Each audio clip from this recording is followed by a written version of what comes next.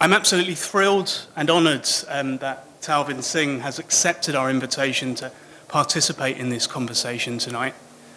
It's a conversation that over the next couple of hours he's kindly agreed to intersperse with 2 or 3 musical elaborations for us. Before I introduce Talvin properly, let me just also thank you all so much for being here, for coming to this event tonight, and also just remind you that the event will be followed by a wine reception afterwards, so please do stick around to sample some of our finest institutional wine and nibbles. So, to our guest tonight, Talvin Singh, who in my opinion is culturally, politically and socially, I think, one of the most important British musicians, programmers and producers of the last 2 decades, actually. He's synonymous with what we've come to know as British Asian dance music, or what people referred to in the 1990s as the New Asian Cool, which of course was an emergent sound and aesthetic that's paved the way for the manifold, fluid, diasporic and politically charged articulations of South Asianness in millennial and post-millennial Britain.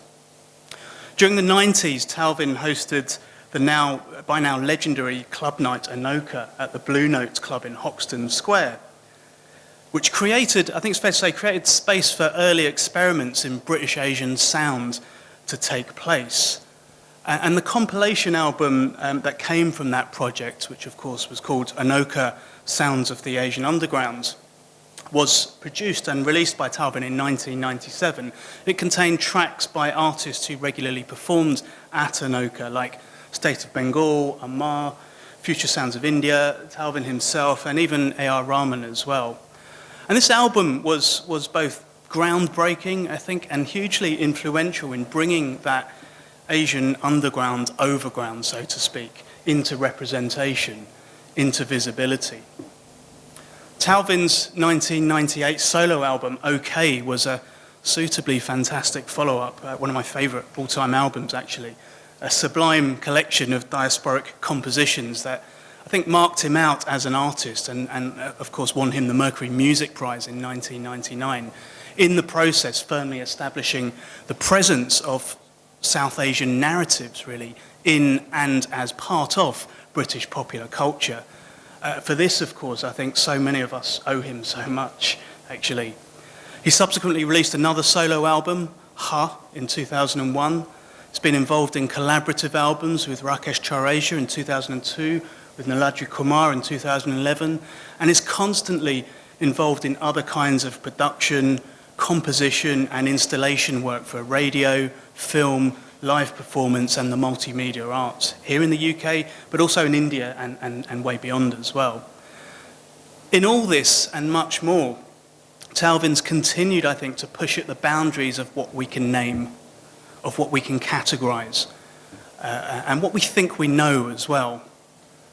His work has been and continues in this respect, I think, to be underpinned by a kind of a relentless and a restless creativity that's always seemed to me to be a few steps ahead of the game, actually, something that was recognised when he was awarded an OBE in 2014. But I guess before turning to Talvin, through all this I would want to emphasise that Talvin has been driven by his art, right, by the instrument that he's practised at for decades now, the tabla. And growing up in London in the 70s and 80s, he was influenced as much by Indian folk music as he was by bands like The Jam and other British bands. And it was this diverse appreciation for music that inspired him to seriously consider training in tabla, which he did at the age of 15 when he travelled to India and established what's become a lifelong commitment to learning the instrument with his now Guruji in Punjab, Pandit Lachman Singh Seen. And I think it's fair to say that this has been a constant right through everything else that you've done and achieved since then, like your commitment to the tabla. So Talvin, thank you so much for joining us this evening. It's a real pleasure and honour to have you here, especially when I know you've been so very busy recently. If I can just start this conversation by asking you to maybe say a few words about how you began a career in music. And what was it that made you want to be a musician as you grew up in London? How did it all begin for you? Well, first of all, thank you so much, Tarek. I didn't realize you're quite an expert on me, but it's and thank you all for joining us. I think music. I was born in London. My family Sikh, and I think in the Sikh environment, music is probably the focus of spirituality, and I kind of somehow engaged in that space very, very early. We would go to the Sikh temple and do the normal kind of service things and learn how a certain etiquette, how to greet, everybody in the space, how to sit cross-legged, and how to sit on my grandmother's knees. When she used to sit cross-legged, I used to basically sit on her lap, and her knees was my first drums, tabla. And that's how it all started. So I would, there's always music. I wouldn't say, I couldn't call it performance, but there's always gospel music, recitation, and the playing of instruments in a Sikh temple. And by watching and observing these musicians, or I don't even know whether I should call them musicians, but they're the residential, I suppose, music players in the Sikh temple. And I would observe and watch them, and then try to imitate at least the physical movements on my grandmother's knees.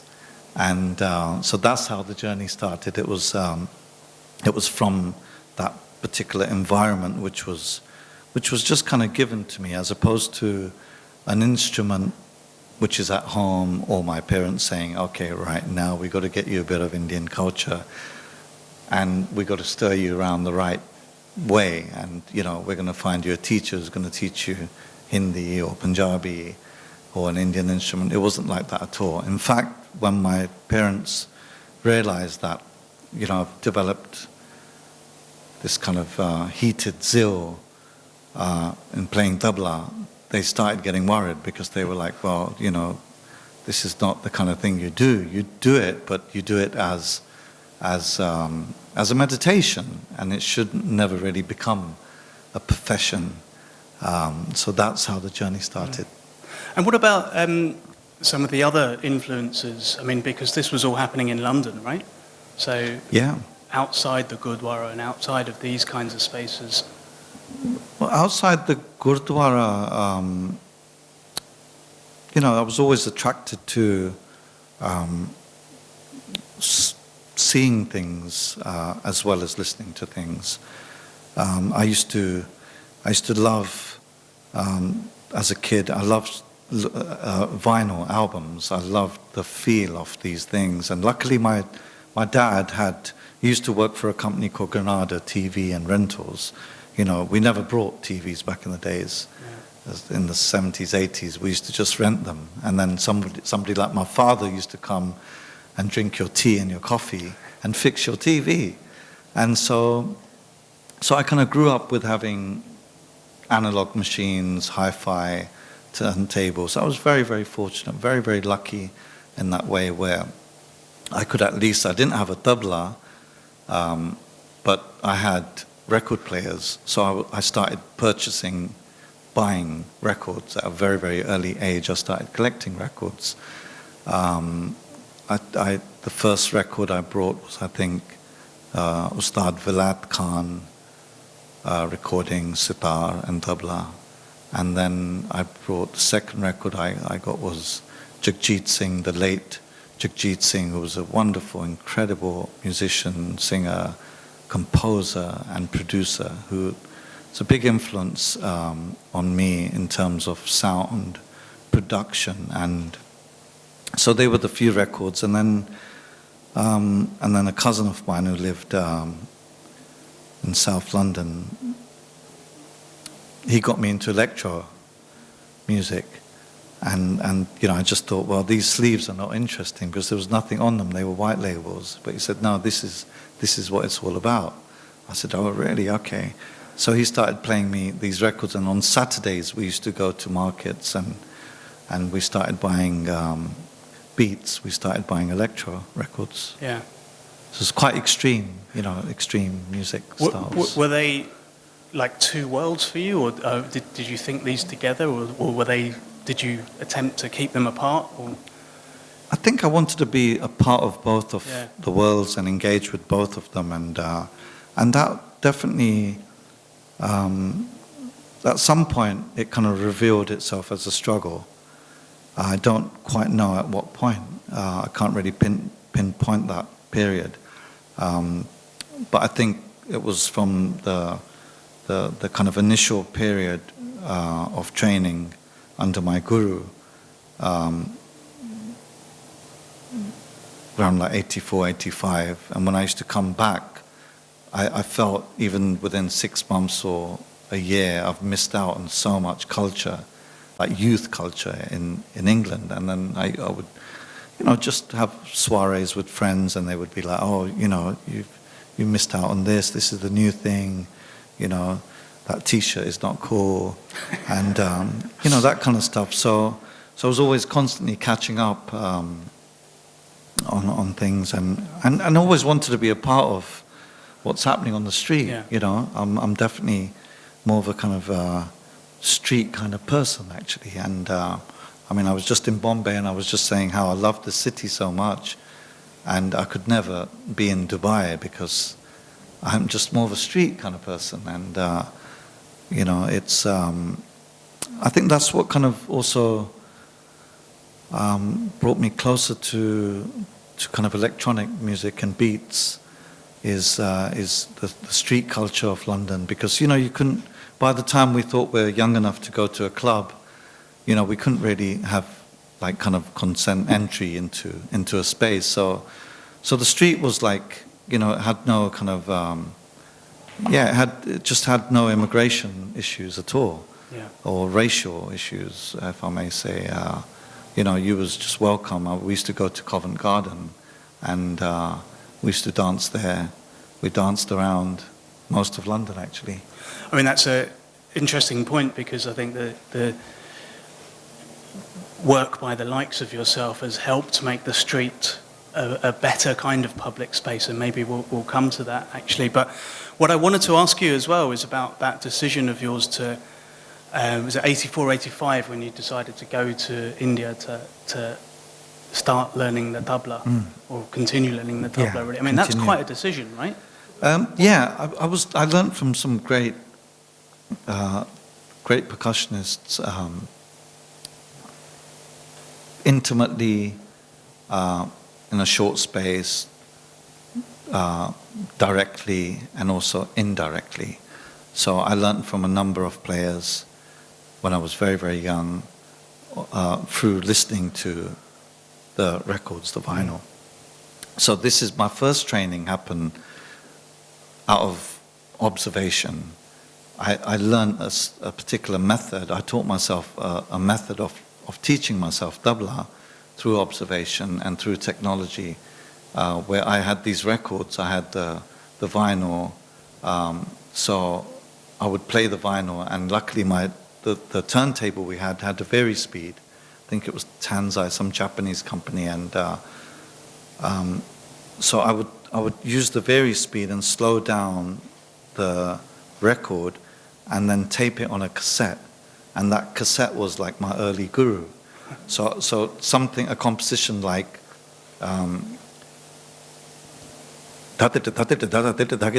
will become like da da da da da da.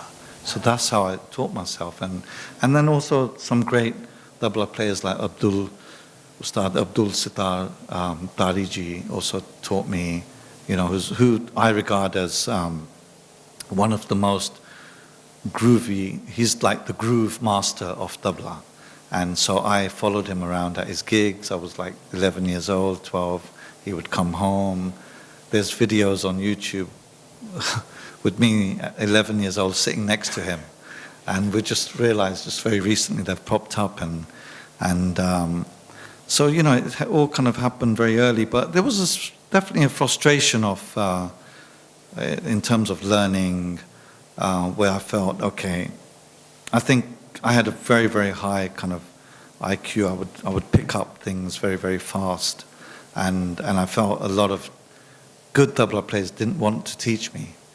And, you know, we're talking about a complete different renaissance. It's very different now, where, you know, musicians in India are really exposing the repertoire as much as they can in the kind of anxiety of it just fading away. But it wasn't like that in the 70s. A lot of musicians which were from Indian families or Pakistani, Iranian families, Persian families, they wanted to keep the music and the repertoire within, you know, within the kind of compound or within the gallery, and so it was quite difficult. It was difficult to learn, and then I kind of heard a record, which I was inspired by, and I went to India, to the Punjab, because I had access to the Punjab. My grandfather decided to move back to Punjab, so I was in the Punjab, and I played in a couple of places, and they said, oh, you should, you know, you need to learn from the great guru. And I was almost going to learn from his student, senior student. They said, no, you play really well, you need to learn from him. So I went there to his house, like about 9 times, my Guruji's house, and they thought, oh, it's another kid from New York, London, I don't know if he's serious, and they would make certain excuses. He's gone to the radio station, he's there, and blah, blah, blah. And I just kept on going, and then finally he said, okay, well, you come into the music room. And I had prepared a certain solo, and I presented that solo to him, and he really loved it. He loved the fact that he knew that all the mistakes, or I don't know whether to call them mistakes, he didn't, but he knew all the weaknesses. And he was aware of all of them, but he was just, I think, he just realized that I've kind of, on the back end, I've really done a lot of homework, and yet I'm still quite blind in terms of the repertoire and possibly some of the technique. And then from there, I had a ceremony, and I became a student of his, and he kept me. And up to today, he's kept me very, very close. And it's a long road. I just feel I've just only started. And so, you know, I've definitely learned from someone from the very, very old school gurus, you know, who takes you shopping for 3 weeks with him to buy vegetables. And then if he's in a mood, he'll teach you something amazing. Yeah. You know, so that's how it's really been. And at times he also financed me, and, you know, when the money ran out, stay there, he would give me pocket money. I wonder if you could just actually elaborate a little on that process of learning. Like, it's clear that this is a lifelong relationship that you have with your Guruji. So how, when you're in his company, and even when you're not in his company, how does he teach? How do you learn? I understand that it's often the case that you're not on the tabla, actually. Yeah. I mean, Guruji is, you know, he's one of those, like I said, old school teachers, musicians, but also, you know, quite kind of A-grade intellectual. And so a lot of talking, a lot of tea. You know, he would have a bell next to him, and electronic one, and he would press that bell, and then, you know, they would see how many people in the music room, and they would bring tea, and he's been a part of the whole journey, to be honest. It's quite amazing, actually, because, you know, his teachings, his philosophy has actually definitely been a big part of me as a musician, not as a composer, as a producer, because he was very much like, okay, I'm aware of what you're doing and you're into all of this other stuff, and it's great. But he said, he always tried to express that you should extract and take from the Indian classical music, or the Vedic music energy and philosophy, and then you should try to kind of see how you can kind of make that manifest in areas wherever you want it to be. It really does not matter whether it's just sound, it's sound culture. But he always he always said, you must keep certain things sacred, like the way you sit and play your instrument, the certain compositions, mantric compositions, which he has taught me. And that's why I've never felt the need to go to any teacher.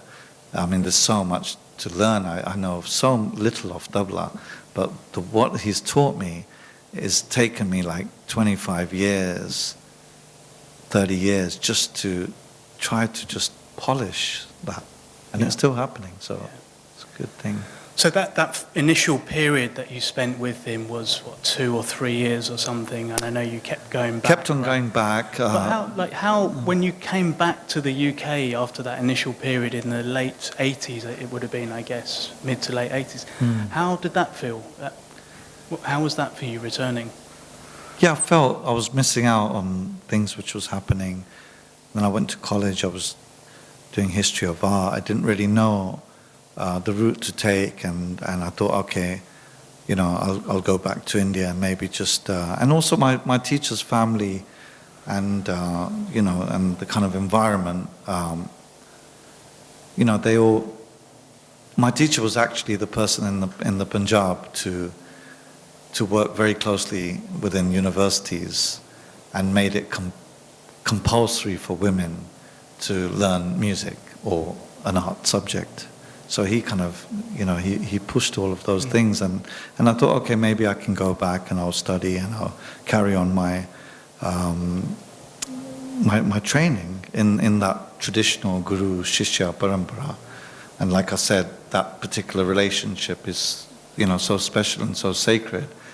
And like I said, my teacher actually gave me money, and you just think, God, that's just. Now I think of it, I never thought of it at that time. Now I think, God, he used to actually put money in my pocket himself and say, look, go and buy some cold drinks, but don't have too many, they're not good for you,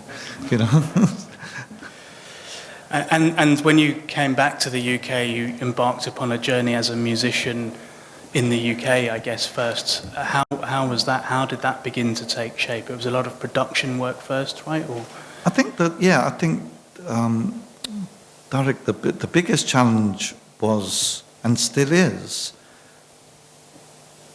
to kind of, bring some comfort zone into my family and my parents, that this is, you can get by doing what you do here, and you can bring up a family and have the normal comforts which we need. May they be minimal. But just that kind of acceptance and just that comfort zone, giving that to your parents, and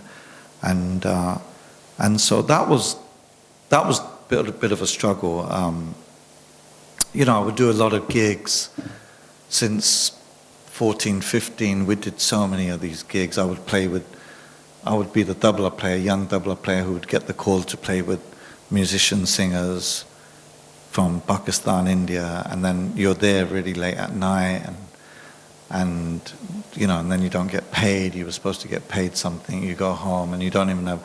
There was times when I didn't even have money for a cab, and my parents had to pay for the cab because they never paid me for the gig, So they were really tough times, because you think, God, it's like I'm going out and I'm doing this gig, and then. I don't even have money to pay for a taxi, and when your parents have to give you, the money to pay for a taxi, then it's very difficult to tell them the next day that, you still want to be a professional musician. So coming back around 18, that was a big turning point. I started listening to some of the records which I'd heard and which were in the periphery of my consciousness, which I didn't completely accept, because there was a side of me which actually wanted to go down the traditional Indian music zone. And there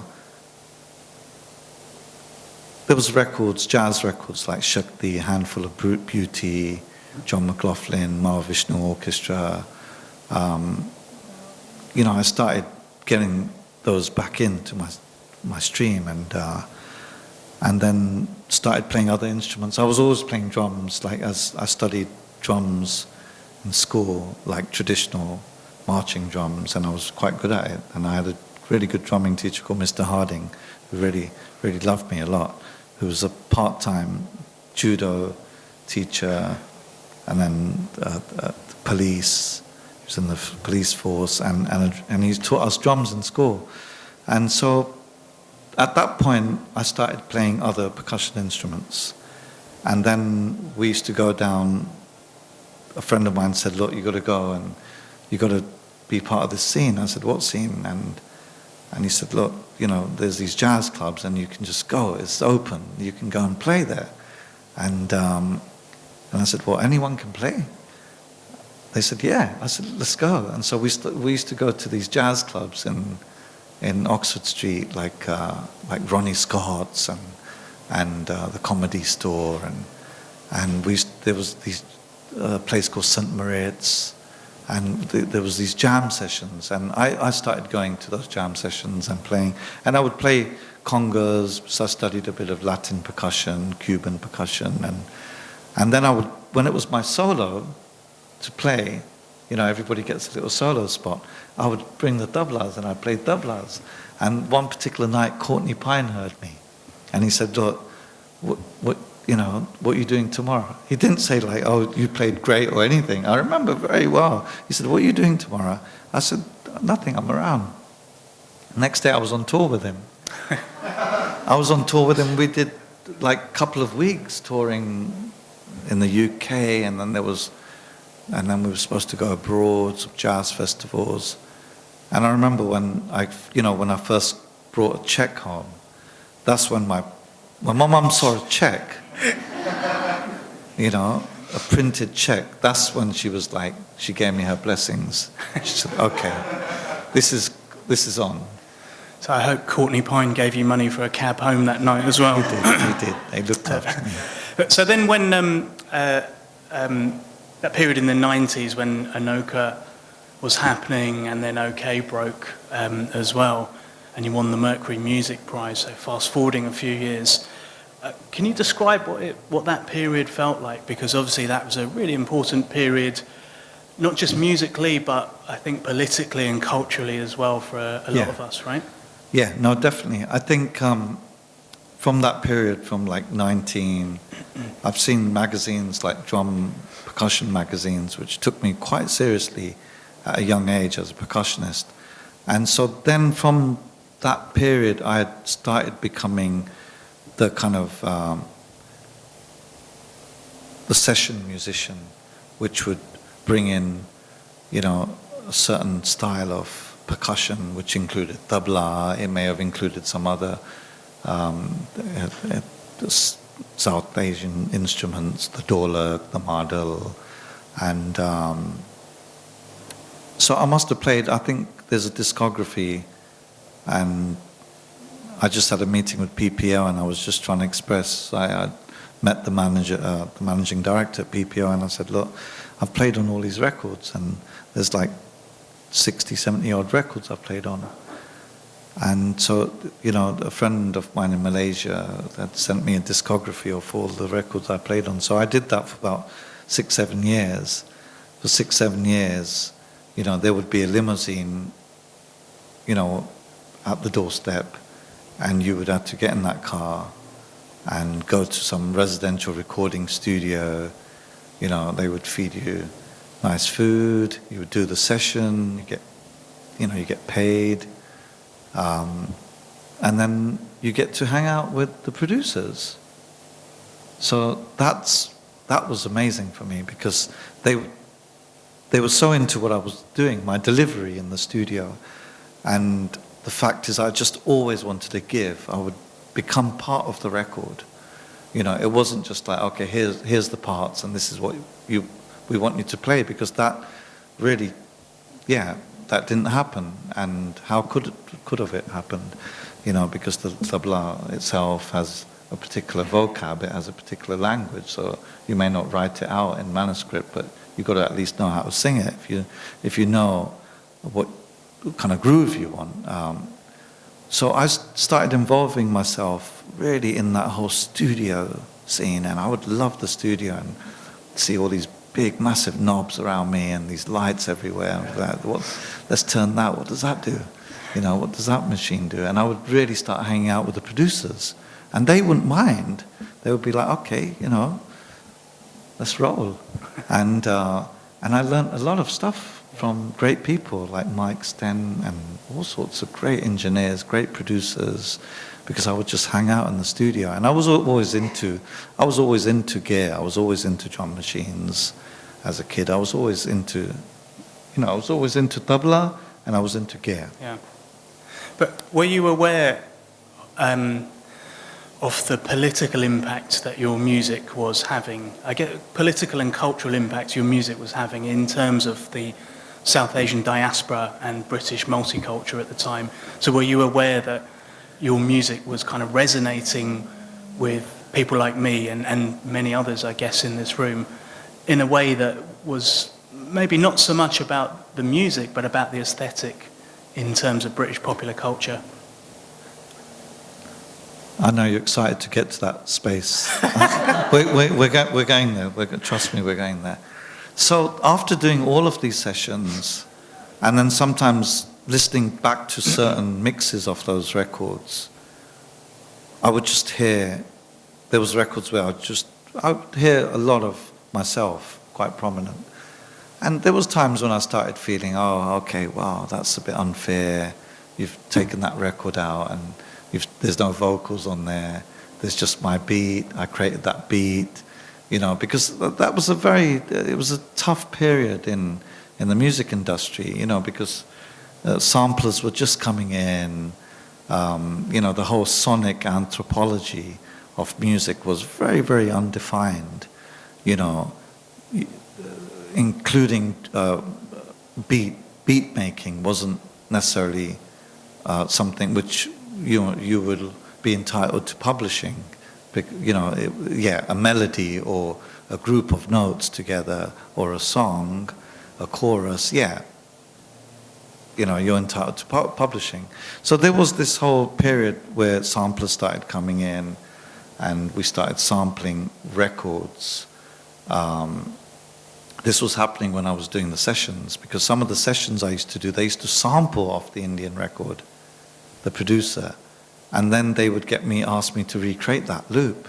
It happened with so many people, with David Byrne, with so many, sorry, David Sylvian, not David Byrne.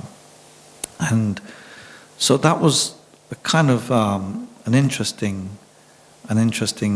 period where I felt, okay, you know, there's all these colourful grooves now which people really want to introduce into music. So that gave me, definitely, it kind of opened up a lot of things for me. That particular space, and then knowing the audiences for Indian classical music were always pretty good and pretty big, you know. Royal Festival Hall, we would hear the maestros, and it's not like that anymore, and I don't really quite know what's happened, but something wrong has happened. So there was a period where I had to really stop the session work, and I was like, I can't do this, because I feel like every day I'm just giving a piece of my soul, and I need to start creating, you know, music for myself. I want to make my own music, and I've learned some tricks from great producers, and let me get in the studio and let me do what I was doing as a kid. Because the first few tracks I made, was with the tabla and with 2 ghetto blasters, 2 tape machines. So I would play like an Africa Bambata beat on one tape machine and play tabla to that beat, and then record it on another machine, and that would go on for about 3-4 generations until sonically you got a lot of like hiss, a lot of noise, and then I discovered there's a button called Dolby, and so I used this Dolby noise reduction, which did the trick.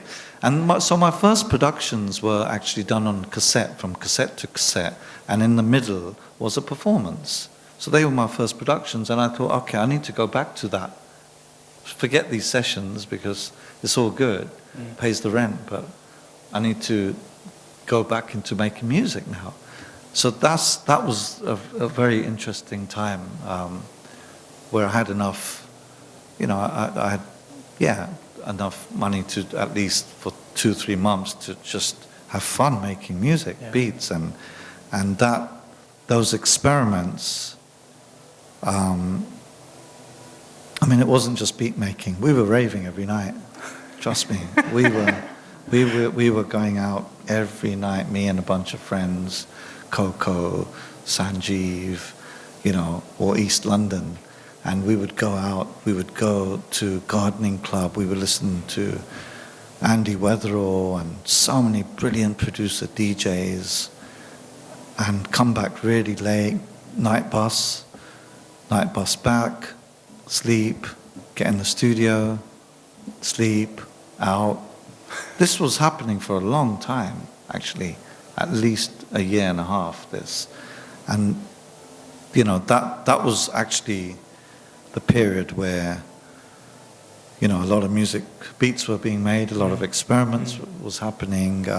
Not all of it got released, but there was some remixes involved, early remixes. And then there was, the period, East London was always very, very exciting. This is all before the Shoreditch thing. I grew up in Leytonstone. That area was always very exciting. There was always a lot happening. There was a lot of squatting. There was a lot of,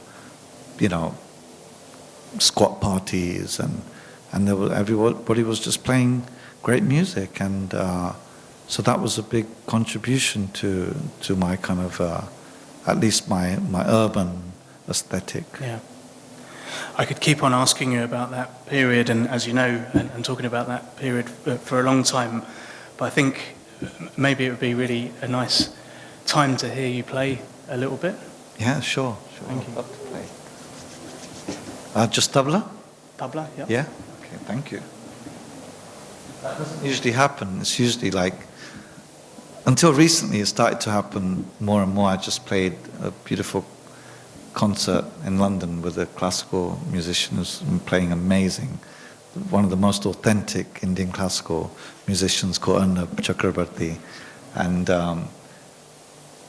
so it's nice to just play tabla, just bare tabla. And usually tabla's at least accompanied by a drone or a melodic, a melodic kind of tune which just is repetitive. And that becomes your kind of the pillars, for the architecture for the repertoire to kind of improvise. And so there's none of that happening. So I'll probably just play just bare kind of abstract style, contemporary tabla, if that's okay. Yeah? Fantastic. Well, actually, we do have time. I wonder where that's coming from. Downstairs is a cafe, and Friday nights is Let's blow them out of the water.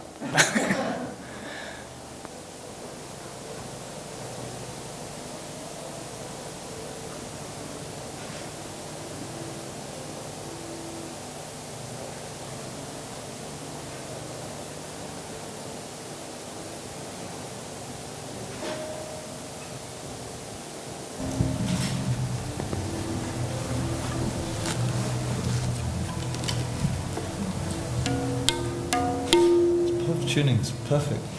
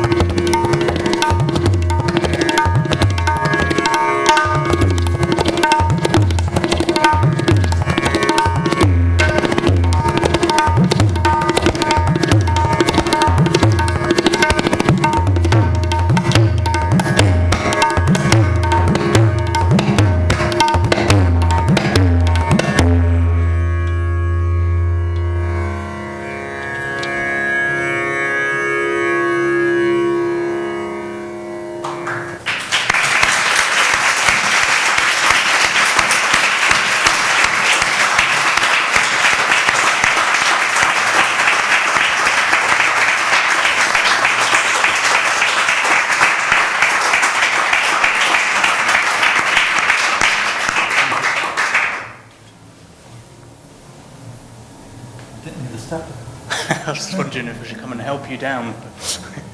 Thank you.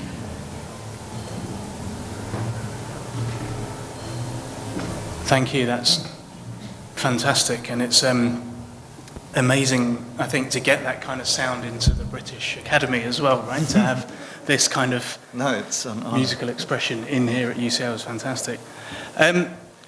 We've talked about the early days.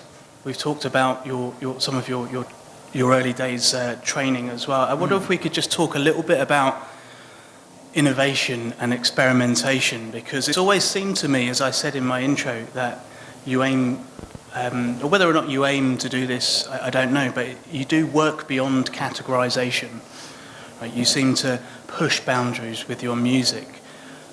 So I guess I'm curious about whether what your creative inspirations have been and are, and whether you consciously try to work beyond categorization, or whether that just happens. No, I think, I think in terms of music, contemporary music, or I think we've really come a long way with, especially in terms of, in the space of classical music, from all over the world, seems like it's somehow given space to a new space. Like when I listen to a lot of electronic music today, a lot of great music, I just think, oh my gosh, this is such an incredible level of musicality. So I think from the time of like Stockhausen, in Germany, kind of working on modular synthesis.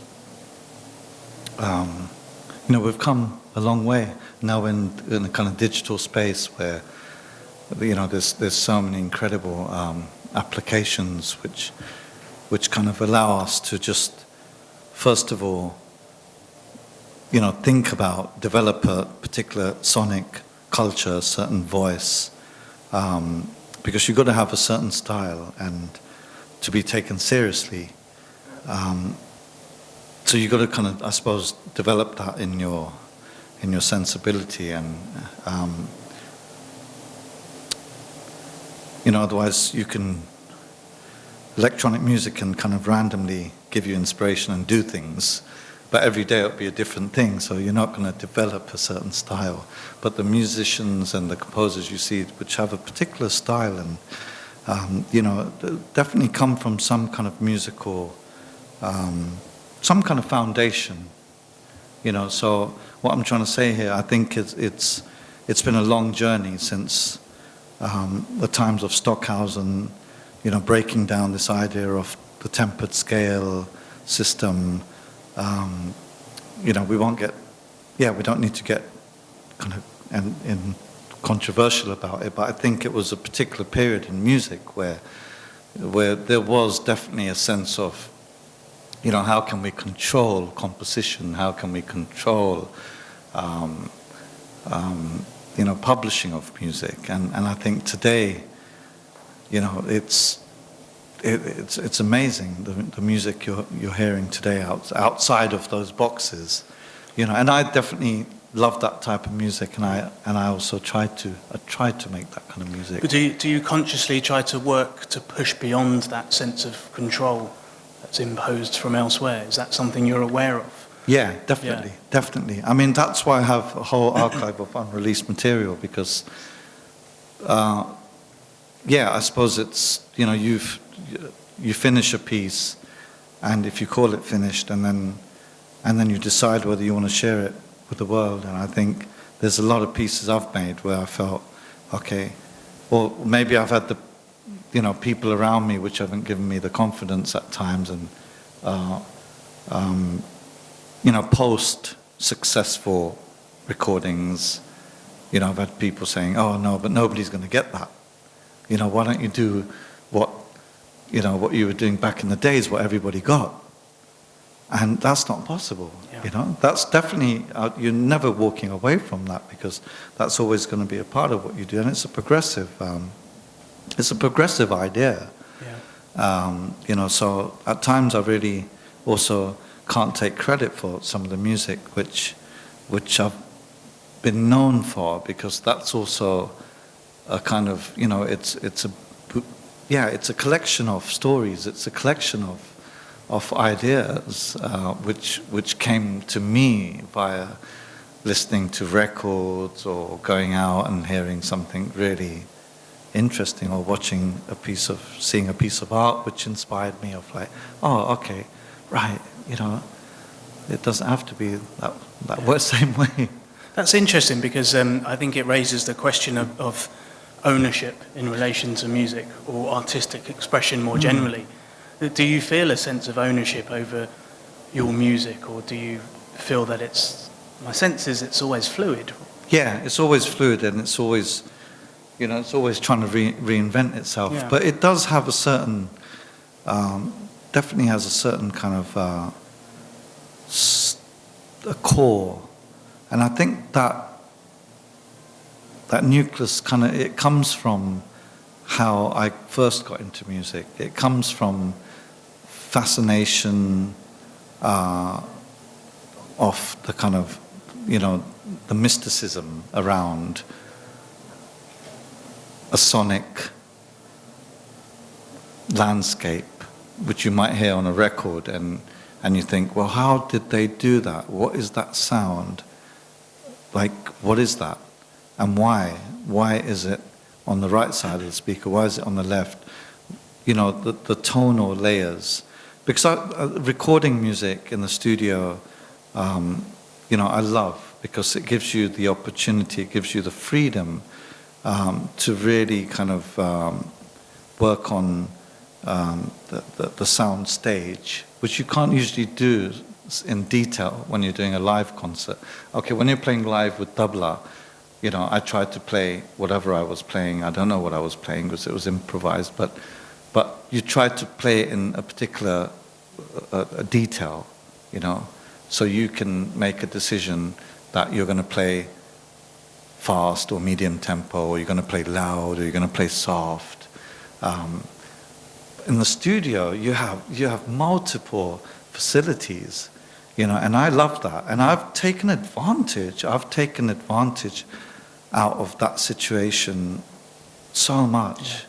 When I made OK, there was so many, I wouldn't say my compositional skills weren't thoroughly developed when I made OK, and that's what gave me a record like that, because I've always been the kind of person I try to be aware of my weaknesses, and I work around them, and I kind of that's what I do at times, but these days it's different, because I think my lifestyle has given me the kind of space and a particular environment and energy to kind of, just to be in the space of practicing the art form and learning new things, compositional approach, Indian compositional language. So over the last decade I've also been training myself so that I can reach a whole another level, because I've always felt you need to go back to go forward.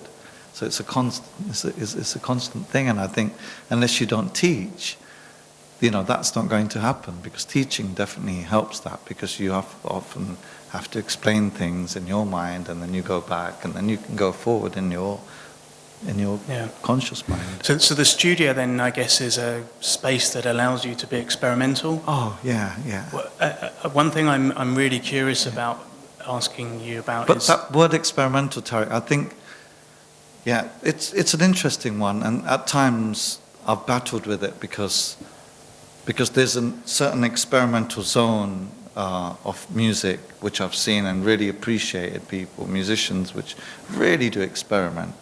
And it's amazing, but I think my experimentalness is really small, it's really tiny, it's not huge, because I kind of know what I want, and I kind of approach things like, okay, right, we got to we've got to kind of record this in a certain way. We can't record this in a studio. This singer is not going to perform in a studio because this singer is only going to perform well in his house, and if we take him for nice Indian food, right?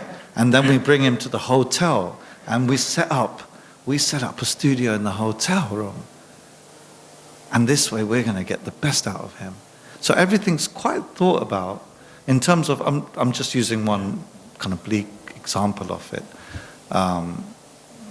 which again you could call experimental, because when if you call room service and they come in with the food, they're going to be like these guys experimenting with music, right? They're not in the studio, recording studio. So in that way, yes, experimental, but I think my approach is always like, I know what I want, and I would always try to get there. And what about technology then? You've always had a really interesting relationship, I think, to technology. So I wonder if you could say a little bit about how, what role technology continues to play in your work, and how you see technology in relation to this question of experimentation and creativity, etc. Again, that's another gift, because I'm not very technical. So that has given me certain kind of, certain things which have kind of come into my my creative process. Because if I know that I can't write, I don't read manuals, and like I'm not very technical, but I make things happen out of machines. I would just do stuff, and I mean, when it comes to digital work, I know, colleagues, friends of mine, which are just unbelievable. People like Leafcutter John and Murkoff, they work in the digital realm so well. For me, I'm more of an analog kind of guy, because like I said earlier, my father, was fixing TVs and radios and VHS machines, and I think, like now the studio, I just finished a background score this morning, so I feel a big background score, so I feel really, really good. And I was trying to explain to them in Germany and in India that, I can't go back to this. You can't tell me to recreate this, because I'm not saving it on a computer and where I can go back, because the mixes, all the channels of the instruments are going into machines, analog machines, and they're all being tweaked by the ear, and I'm never going to get that result back again. So there's a magic which is happening, which I can't recreate. So I had to warn them about that. So I've gone back into working, obviously with digital in terms of multi-tracking, but I work very much now with analog machines because, well, two reasons. One is that that's what excited me in the first place. So I must go back there. And it's the best thing. Sometimes we really do have to go back to what excited us in the first place. I was trying to make records on a laptop, just looking at a screen with some pings of emails here and there disturbing me for 5 years, and 5-6 years, it never happened. Yeah. And now I'm making so much music in the studio because that's why I was into it in the first place. I love being physical. I love moving around. My ears are much more open when I'm moving. That's why I play tabla. So for me, it can't be it can't be static in terms of like physics. There has to be a lot of movement. Because I'm very reactive. If I hear something, then I put something else in there. So it all builds up out of kind of reaction. Yeah. I guess there's a point there about the digital becoming analog, in the sense that, as you said, it's about what new sounds you can get out of things, machines, whatever they might be. Right? Yeah. Well, we've spoken about this before, but I'm interested in your opinions on technology and listening as well, because coming back to, I guess, where we started, you were reminiscing about going to record shops and buying your first white labels, etc. And now, of course, it's a whole different set of practices for listening to music, right? SoundCloud, YouTube, Spotify, etc. How does that kind of play into your practice? I think it's great. I mean, there's so many brilliant things. Like, for example, when I look at Indian music, YouTube clearly shows that in India, or Indian culture, Indian classical music is the biggest music. Like, Bollywood is tiny when it comes, and you know, if you speak to most people, they would say, no, but who listens to Indian music? But if you go on YouTube, you realize. And what's so amazing about that particular broadcast circuit is that the repertoire of Indian music has never been exposed so much. Like, it's over the last 10 years, a student will be practicing a certain thing, put it on YouTube. An amazing, incredible ustad, guru, maestro will be like recorded at some private concert, it's on YouTube. So now, all of a sudden, like, I have got access to so much repertoire, audio and visual, and that's amazing. The other side of it, for me, is, well, where's the artwork for the music? Where's the credits? I used to love reading credits of who played what. Oh, okay, yeah. And what studio, where, and how. And that kind of, the anthropology of music making and the world of music has always fascinated me. And I think that's a big part of what I am and what I do. And I just feel today, we're kind of like losing a bit of that, at least, because I just feel, and also I suppose with digital, with social media, in fact, is, just the time span is so short. It's really short. Where we're still talking about the records, which because they were physical, maybe, so they're still lying around somewhere, But all of this stuff. I mean, when iTunes first come out, and people used to say, "Are you going to put your music on iTunes?" I said, "What for?" And they were like, "Oh, so we can buy it." I said, "You're not going to buy it because you're only renting it anyway." And it's so true. And the same people I've met, and they said, "Oh yeah, I don't know where that is anymore because it's gone in the cloud somewhere, and you got your credit card out and paid for it." So I think. There's pros and cons. It's interesting. I remember, excuse me, when the Anoka album came out, pouring through the sleeve notes, right? The interesting little kind of narrations of every tune in there were really important in terms of a contextualization. They were part of the music itself, I would argue. Actually. Yeah. No, definitely. Because at that time also, when we put out those records, the sounds of the Asian underground, there was... we kind of made a movement happen. There was no movement, The only movement was just moving around in the studio making beats. There was no movement. We made it happen, because on Sundays, it started on a Sunday actually. It started at Rocket, University of North London at Naup, and we took a space there, and I said, look, we got to do this like. Why don't we don't have enough money to rent this space out in the evening, so why don't we just ask them how much it's going to cost to hire the space on a Sunday during the afternoon, because nothing's much is happening. And it was almost nothing, and so we started like a 5-hour session there once a month. And so there was, I was playing some live kind of electronic tabla stuff, and then we had a host of DJs. It wasn't a huge collective then, but there was some great people around, and it was, it was just a great space, and a lot of visuals. A lot of filmmakers were kind of willing to show their films, and we would be like, okay, well, do you mind if we do a live soundtrack to the movie?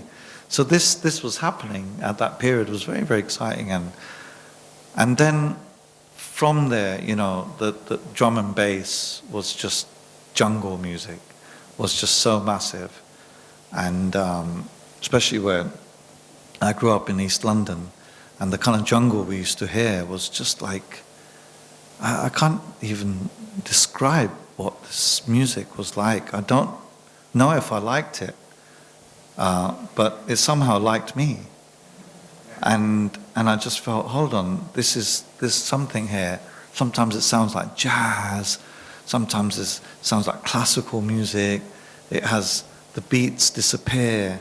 And you know, I'm hearing it from the cars, just on the streets and spaces. And then slowly we started going to, the jungle raves were slightly aggressive, but when drum and bass happened, it was a little bit more polished. And you know, so we started going to some of those nights, heard some really, really amazing music. Wednesday, Fabio, Groove Rider, and then LTJ Bookham came up with a slightly warmer sound. And that's when I started feeling, right, okay, this is a great space. And I also started making, you know, tracks which had this kind of like double time rhythm and very long drones. Like, I mean, I think what I played on the tabla with the drone, because, they've stopped now, but this, you know, when you hear the drone and the tabla, it's actually kind of like jungle music. And so that format really, you know, impressed me.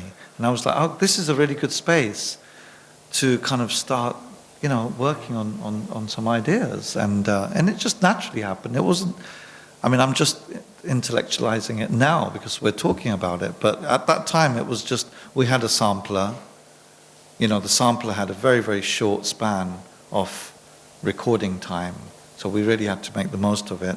You know, I had a big collection of Indian classical music. And the great thing about Indian classical music is the first half doesn't have any rhythmic accompaniment. So that goes on for about 20, 30 minutes. So I had so many phrases of like Indian classical vocals because we didn't have access to Indian musicians. So we just sampled them. We sampled the phrases, each phrase, and you know, one particular phrase, because it's in a particular rag, will have a certain intonation, and I would find a chord which will work with that. So that's how it first kind of happened. Fascinating, because I mean, when I was listening incessantly to OK, one of the other albums I was listening incessantly to was LTJ Bookham's Logical Progression. Yeah, Logical right? Progressions, yeah. They were yeah. in conversation. Oh, definitely, for me, right? Definitely, yeah. Which brings me actually to a question I wanted to ask you. I mean, your music is often described as hybrid, right? That term hybrid. I like that. Yeah, I'm cool with that. You'll take that, yeah. Right? But I'm curious though, because I also remember reading an interview with you in, I can't remember what magazine it was years ago, and I remember you complaining that I think it was Ustad Sultan Khan used to diss you for being a fusion musician or a hybrid musician, and you said something to him that really stuck with me, which was that these elements always existed together for you. They weren't separate. Yeah. So I'm kind of curious about this, how you react to that notion of, you know, you're a hybrid musician. Yeah, being a big fan, I met Ustad Sultan Khan in somebody's house, and a friend of mine called James, and I said, look, can you ask Khan Sahab, I'm about to do, you know, this work we're doing is really like taking off, but we need some really brilliant musicians now. And we can't just use samples. Could you introduce me to him? And you know, there was an introduction, and he really didn't vibe with me so much, but we ended up working on so much music together, because there was a point, I don't know what it was, he didn't understand. And I think if you don't understand something, then you're always going to be a bit wary. And then somehow we just ended up clicking. And I think when he heard me play tabla, because he had an impression on me, you know, and also in India, it's not so much like that today, but I think in the kind of 90s, you know, clothing had a huge impression, you know, garments, what you wore, and not like it does here in terms of fashion, but you know, you have to be, the way you dress is the way people think you kind of are, and the way I used to dress was just as any kind of street kid in London wore, and I think that, you know, he didn't take me seriously, but when he heard me play tabla, he took me serious. And we became very good friends. He became one of my brilliant friends, gurus, supporters. We worked on wonderful records together. He taught me some beautiful, rare songs, compositions. And he also encouraged me. I remember when we did a concert at Royal Festival Hall, backstage, he said to me, he said, you've got to have one leg in India. And I said, what do you mean by that? And he said, one of your legs must be in India and the other should be here. And I said, why? And he said, because you're an Indian musician. And I said, but how can you define me, Khan Sahib, like as a just Indian musician? A musician is musician, no? And he said, no, because your instrument is tabla. So you're an Indian musician. It doesn't matter what you do, what experiment. He said, I don't care. You know, so I don't know if I completely agreed with that, but I definitely do feel there's a certain sonic architecture of Indian instruments which is very, very highly, you know, rich in its kind of, its architecture, its sonic, aesthetic, and I think obviously if I practice in India and I'm in a beautiful space where, you know, you can hear the sounds of crickets and you can hear birds singing, you start sounding different. Within 15 minutes you start realizing, this composition, I don't know, something happens. In the same way, and in Bombay just a couple of days ago in the studio, I said, listen guys, I don't feel bass here. They said, what do you mean? But there's so much bass now in India, like dubstep. And I said, yeah, but it doesn't mean anything because I don't hear bass. When I work in a studio in Bombay, I can't hear low frequencies. Because there's a low frequency, I think in Asia, there's some kind of rumble you feel there. And that, for me, it interferes with the kind of rumble I want to feel out of the speakers. And I'm not sure. I'm going to investigate what that is, you know. And You're in a university, it's a perfect space. So I think we don't hear much rumble around here. And I think there's a rumble culture, like from Germany to it. Why are you scratching your head? You know what I'm talking about, right? So there is a culture of low frequencies.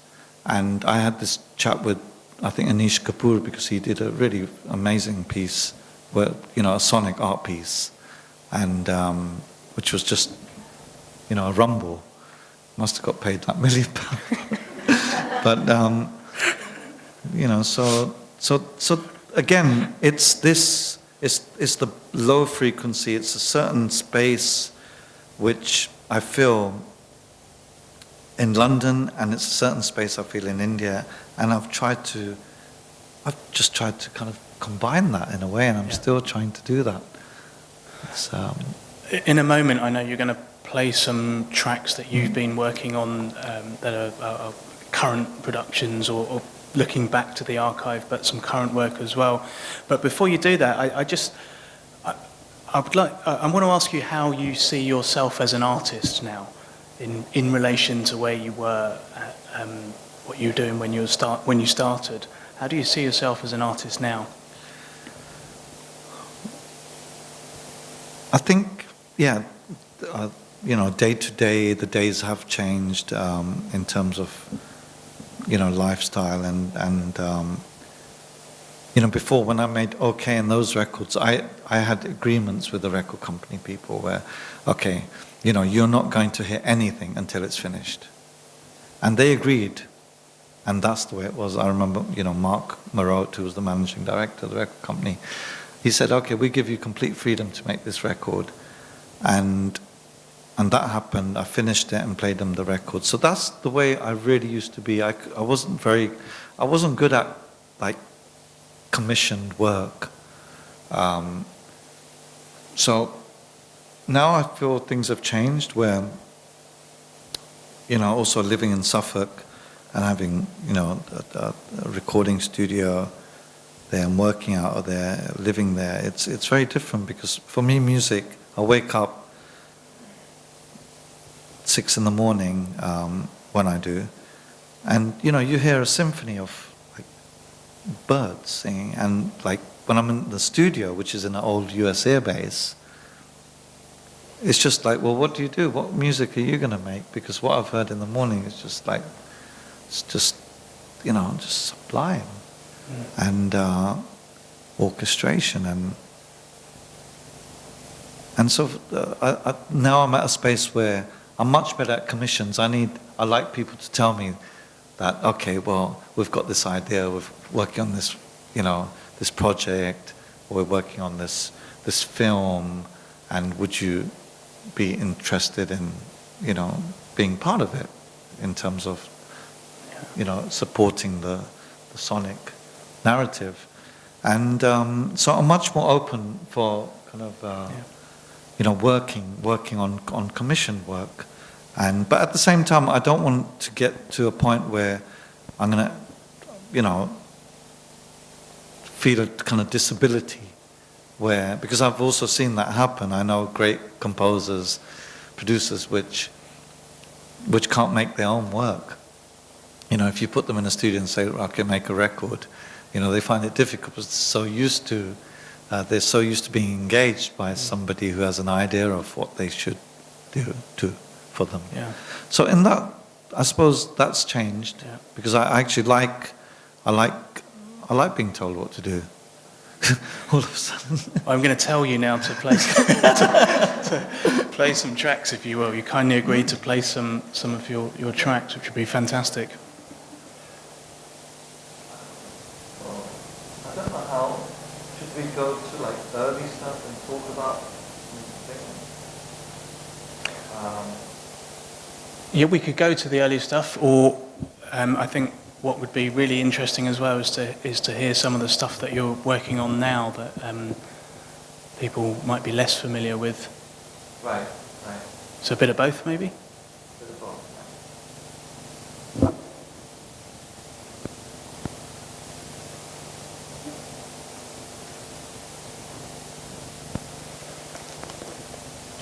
Well, I'd like to go back a little bit, actually quite a bit. So there were certain records which I had heard, which definitely surprised me, but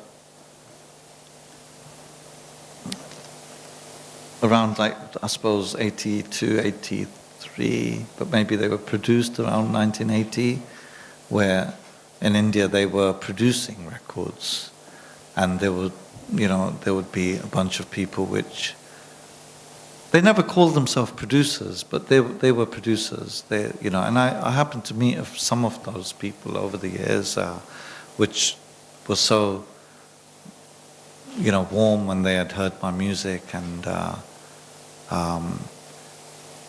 so it seems like they were they weren't part of All India Radio broadcasts, but maybe they also worked there, and that enriched their kind of their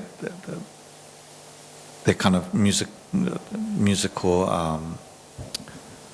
aesthetic and cultural, where they seemed to know about modern music, rag music, European music, quite well-rounded, and they knew, that they had quite a good idea how things work, the ergonomics of a studio, of how things get recorded, and the process and how they get finished.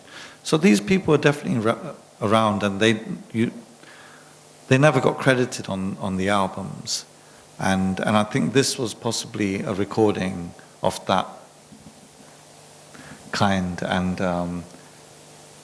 And I don't know, it's quite long, so I don't know how long we'll be able to sit through it, but I can't forward it because it's digital, it'll sound, but I'll just try to play at least some of. Sure.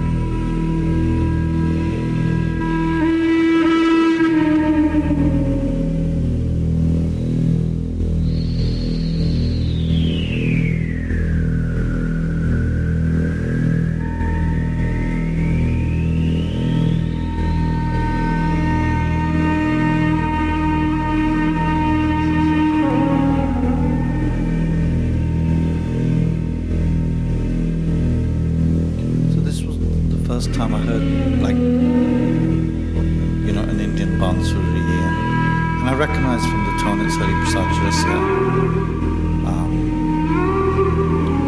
But this kind of soundscape drawn was something I've never ever heard in Indian classical music in that context. And then, you know, you give it a listen and you think, okay, what's going to be next? It's very, very interesting.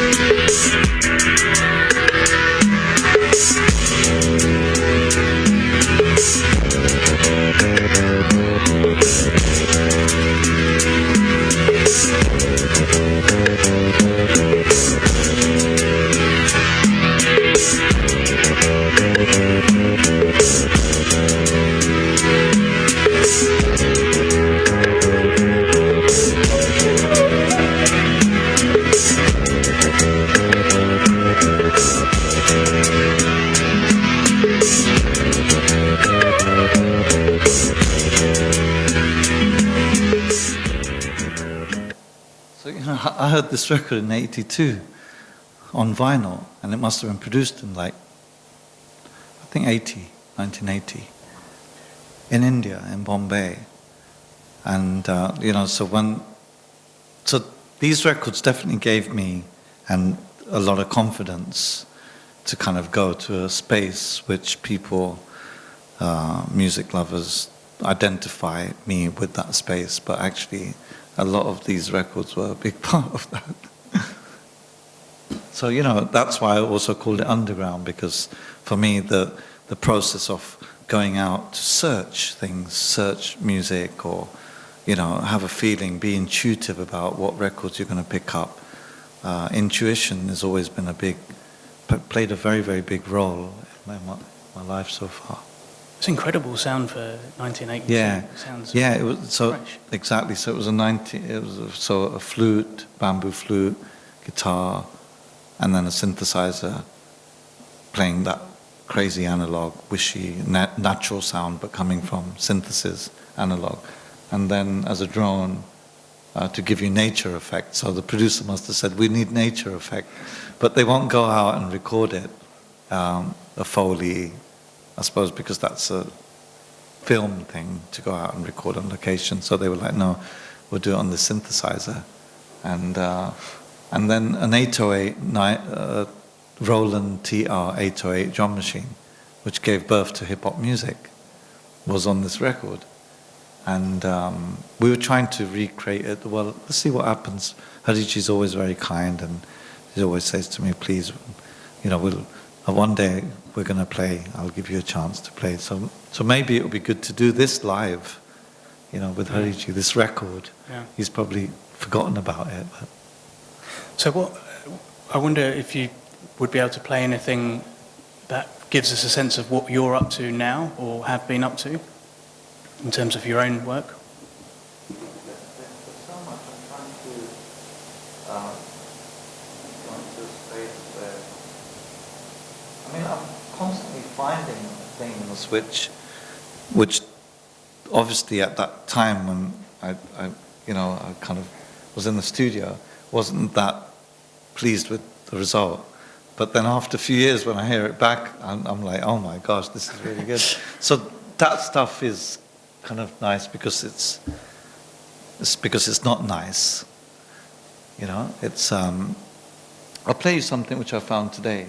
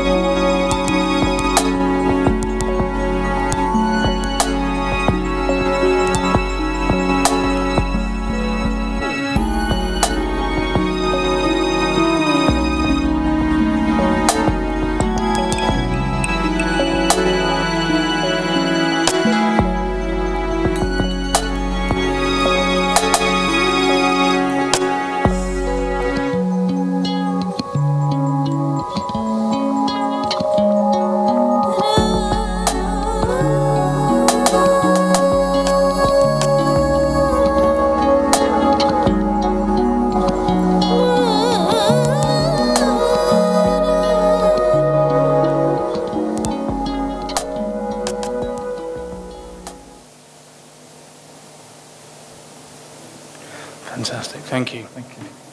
That's it's a different sound, right? Yeah. At that, I think 2005, I was really trying to break down things which started becoming a certain pattern of like approaching music. I was trying to get more into kind of working in more kind of harmonic shapes and try to really take our kind of style into a different zone. I was working very much in detail, and it got tiring actually because and then none of that material came out. It never got released, and so now I'm going to find a way to getting all of this out, this work, and sometimes I think, should I kind of date it or should I just release it as it's new? What are your thoughts and plans on how to get it out there? I mean, that's partly a question about how you feel the industry has gone, right? Yeah, I think community is kind of important, and I've had various sabbaticals in my life and career. Some due to personal, some and major ones due to health as well. And I think they've been various. They've been either just kind of business, financial. They've been health, and I think that's probably been a bit of a problem in terms of I'm more of a community type of person, so I probably lost my community at certain times in my career, and I think I want to try to gain that back, and rather than releasing music just like again on various platforms, I'll probably just release it kind of as a kind of club membership where I feel a certain community and I can just do just offer a piece of music let's say once every 3 days or something, so there's an engagement. And I'm not great on social media and all of that stuff too, so it would be a nice way to engage engage with the listeners too, because growing up playing Indian classical music, the beautiful thing is you're not allowed to clap, but there's these you're given these, the audience usually have a few words, special kind of slogans like kya baat or beautiful, and so you're not allowed to clap, but you can actually say something. And because it's usually Indian classical music, I mean, before in the concert space it belonged to the chamber, and it was amazing because the musicians used to also kind of they, while they were performing, they realized who knows what about music. So because it was be at that particular time you would say something that, oh, beautiful, wow, and that way you connected with the audience because you knew that this person knows about this and likes what I play here, and so in a way I think that's important for me, and I'm sure there's a way to do that. Yeah, definitely. I mean, I wanted to ask you about audiences, who and where you think your main audiences are now. And there's another element to that question, because I think, as I said right at the beginning when I introduced you, I think your music is always pushing boundaries in some senses. And that sometimes, I guess, makes it difficult to find a market, right? Yeah, definitely. That you're kind of ahead of the game, it right? really does, because also I mean, there's two things involved actually. One is like, I mean trust, in terms of if you have too many styles and you do, or within one big style you're quite kind of diverse, you celebrate diversity as an artist, then people easily stop mistrusting you. And because they feel like they don't know what they're going to get. It could be a live situation, it could be like, okay, well, is he going to perform that lovely record we just brought? But now it's becoming easier, because I think that was an old-fashioned kind of style where you had a recording out and then you would market it and then people would buy a ticket and they wanted to hear those songs or those tabla patterns or whatever it is. So it's changed now, and which is a really good thing. But I think over the years, I mean, you mentioned Future Sound of India. I mean, that was one of my aliases, so that was also me. You. Yeah, I mean, I've got a few of those, but I don't have many. And So I do occasionally put out stuff under different tags, but I think it's probably a good thing to do that because people don't allow artists to have that kind of freedom, you know, and so sometimes that's been a bit of a problem. Yeah. One of the I know that you've been doing a lot more work in India of late, right? So I wonder if you could say a little bit about the reception of your work in India and South Asia more broadly, and how that's changed over the last few years. Yeah, that's an interesting one. I think India is a very, very exciting place. Always was an exciting place for many of us. But I think right now it seems like there's an amazing energy happening. And it's interesting because you walk in Delhi or Bombay and you see everyone with a guitar on their backs. And sometimes it feels strange because I'm like carrying this big box with heavy tablas made out of black rosewood, and you just think, God, this is like, it's an interesting one. But India is definitely, it's an eclectic, space, and I think it's great to have feel so much amazing music coming out. I recently did a collaboration with this electronic artist called Vinayaka. We played in Bombay, and it was pretty amazing because he said to me, I said, oh, so we need a table for all of your synths, your Moog synthesizers, and he said, no, I'm going to sit on the floor cross-legged and play my Moog synthesizers with you. So we played, it was like an Indian classical concert, and it was just synthesizers and tabla. And so it makes me feel happy when there's that energy happening. But when I feel, okay, well, it's some kid, which, just doesn't involve doesn't involve the cultural space which they're kind of in physically, and they don't spiritually involve themselves in that space and creatively. I do sometimes feel that, okay, well, why not? Like, why don't you just, like, if you're going to make a house track, like, why don't you do something with it? Why are you just making a replica of something which has already been done so well? And so there's just those kind of things, but I think but at the same time it's all valid. It's all valid, that expression.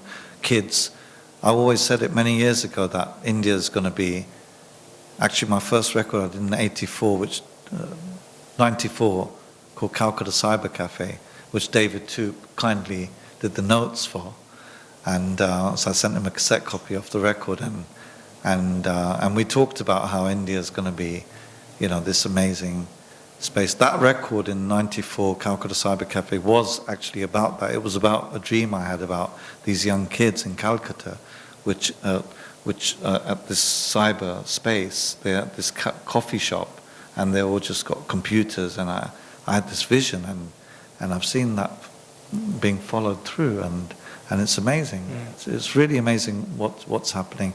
I think I think in India, I've always taken inspiration more than I've kind of had things to offer. I've just been very, very fortunate that people really love what I'm doing in India, but that's never been my thing. I like to go to India, and at one point it got really difficult to even walk the streets of Bombay. People really recognized me there, and they still do, but more than they do here. I'm not sure why, but I suppose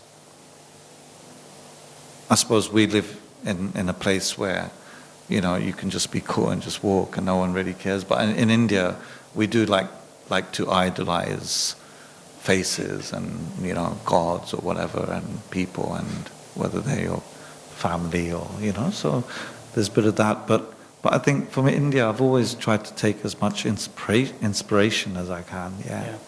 Incidentally, those sets that Talvin did with Vinayaka in Bombay, you can see them some recordings of them on your Facebook page, right? Yes. And they're fantastic. I thoroughly recommend watching them, listening to them. Good fun. I know that you're doing more multimedia work as well now. You're scoring films, you're doing work for radio, you're also being invited into exhibition spaces to do installation work as well. Can you say a little bit about that? Is that a new development or? No, I think it's some of those. In 2008, I had a call from someone called Bose Krishnamachari, who I met, who used to come to Anoka, and it was really difficult to communicate with him. I got introduced to him, and but we never really spoke because he can't speak English, and he doesn't speak very much English. He also doesn't speak Hindi because he's from South India, he's from Kerala, and then over the years, I was introduced to him, and they said he's a really amazing artist. So when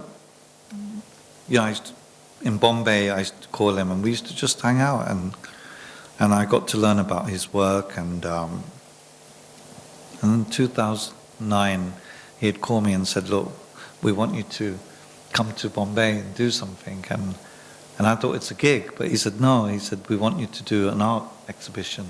And I said, "What, you're joking? That's not what I do, that's not my gig." And he said, No, you have to do it because we've been inspired by your work, and we as a collective, as the contemporary artist of India, feel that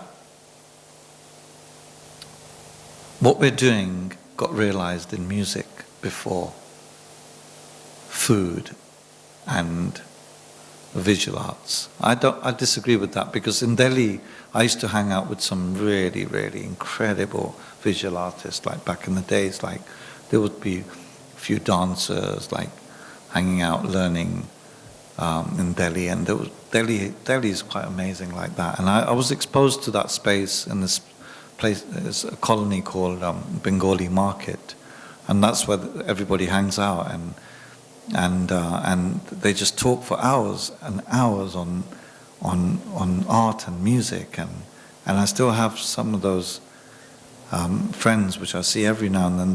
They'll turn up and they just wear chappals, jeans and a khadi kurta, and they're just completely devoted to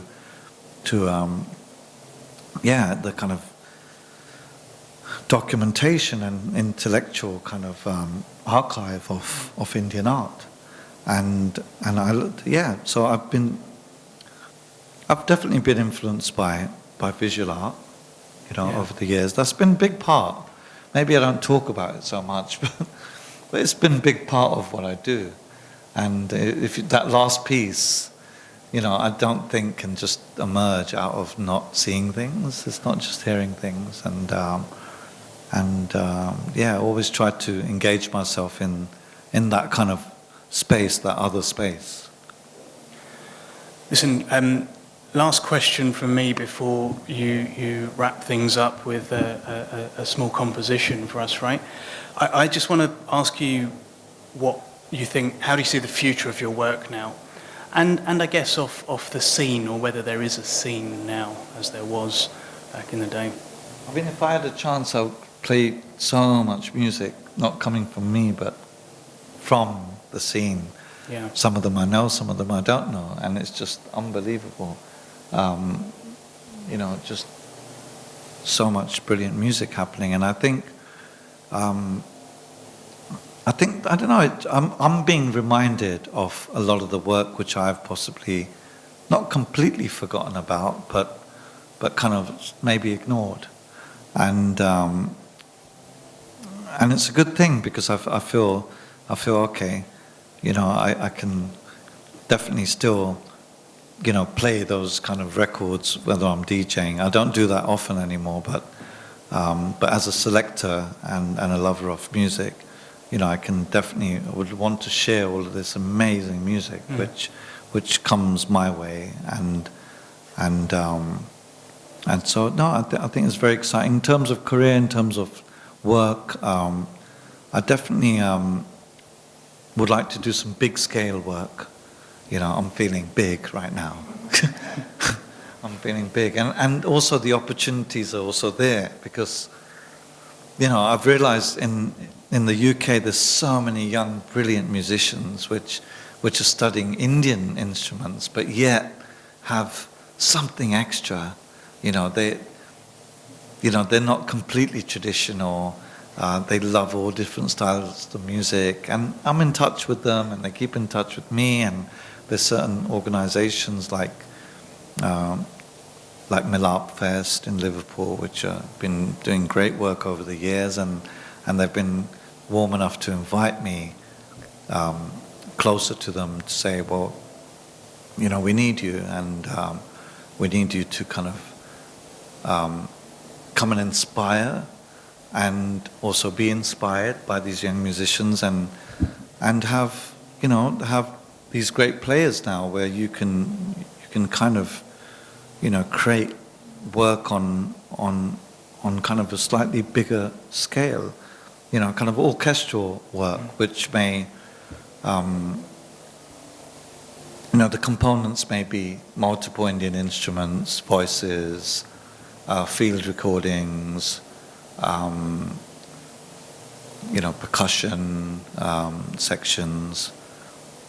So it's amazing. It's amazing because I'm realizing all of what I can, kind of bring into the atmosphere, musical atmosphere now, and that excites me because I feel you need the facility. You need the facility, and I think what I do is always, it's tough because if I was just composing for an orchestra, string players and including harp, concert harp, then I can possibly have that facility, but it's hard to have that facility in India, even in England. But now it is in England so much. It was, Ravi Shankar, he said the future of Indian music is in the West. And it's interesting what he said, and we can't take that lightly because he said it for a reason. And through his music, he must have had some kind of vision to. I don't think it's just about just his daughter living in London. I think it's much more than that. I think he probably also feels the way India's kind of, lifting itself and liberating itself from its own kind of Indianness, which has been holding so tight, which possibly has kind of,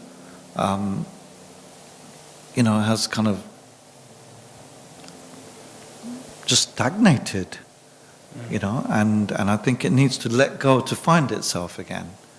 And so I think it's probably, going through that stage, and I'm saying that, just out of some kind of peripheral context. Otherwise, I don't really have any kind of, any kind of cheer to say something like that about a country which is so complex and so rich in culture. But I think it definitely is going through a transition, and possibly that the NRIs and the diaspora outside of the country over the last 3 generations have an influence on that part of the world too. I think it's a great thing. It's a constant thing. I know this year seems like some kind of important year. I keep on getting calls and stuff, and I'm not really sure what it's about. Do you know what it's about? Well, it's the UK-India Year of Culture, but it seems quite.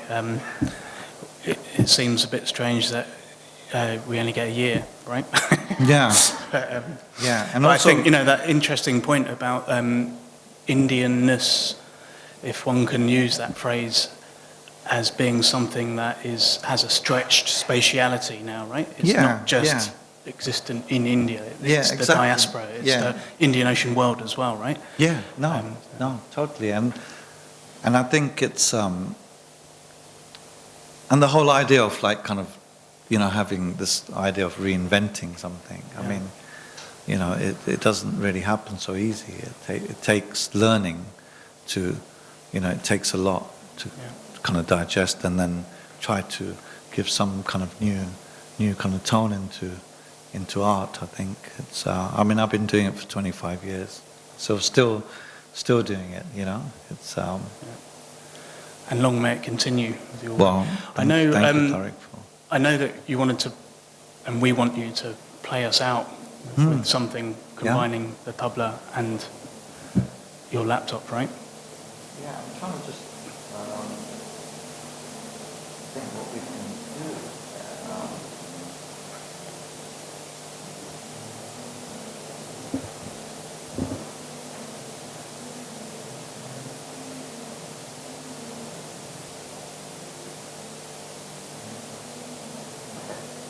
Should we do that? Yeah.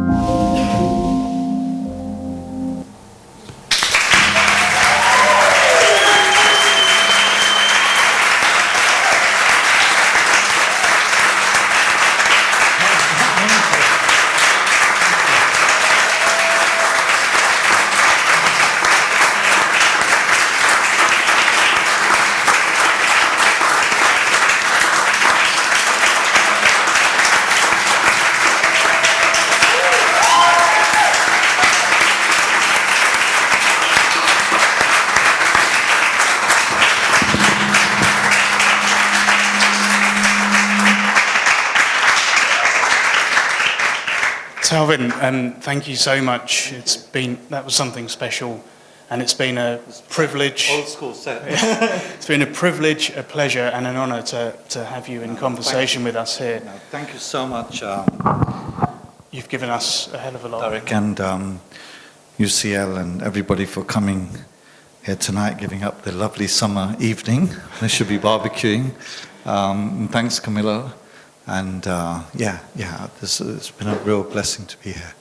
And ladies and gentlemen, thank you all for coming. The bar is now open, so please let's have a drink and we can have some conversation further as well. Thank you, Talvin.